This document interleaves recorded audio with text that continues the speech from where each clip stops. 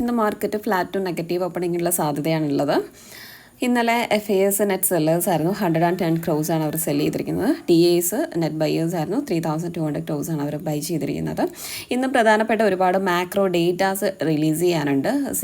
ഇന്ത്യയുടെ CPI data, അതുപോലെ UK GDP data, കൂടാതെ 11:30 US-ലെ CPI ഇൻഫ്ലേഷൻ ഡേറ്റ, അതുപോലെ പ്രധാനപ്പെട്ട ഒരുപാട് മാക്രോ ഡേറ്റാസ് റിലീസ് ചെയ്യാനുള്ളത് കൊണ്ട് തന്നെ ഇന്ന് മാർക്കറ്റിന് അത് ഒരു വോളറ്റിലിറ്റി മാർക്കറ്റ് ആകാനുള്ള സാധ്യത വളരെ കൂടുതലാണ്. കൂടാതെ ഇന്നിപ്പോൾ ബാങ്ക് നിഫ്റ്റിയുടെ എക്സ്പയറി ആണ്.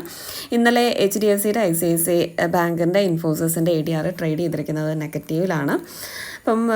കൂടാതെ ആപ്പിൾ ഒരു +7% ഹൈ ആയിട്ടാണ് US മാർക്കറ്റിൽ ട്രേഡ് ചെയ്തിരുന്നത്. അതായത് ChatGPT ഇൻ്റഗ്രേറ്റ് ചെയ്യും എന്നൊരു ന്യൂസ് ആപ്പിളിൻ്റെ ഭാഗത്തു നിന്നുണ്ട്. അത് ആ ഒരു സ്റ്റോക്കിന് വളരെ പോസിറ്റീവാണ്. നിഫ്റ്റിയുടെ സപ്പോർട്ട് നോക്കിക്കഴിഞ്ഞാൽ 23,200 22,800 സപ്പോർട്ടും 23,500 റെസിസ്റ്റൻസുമായിരിക്കും.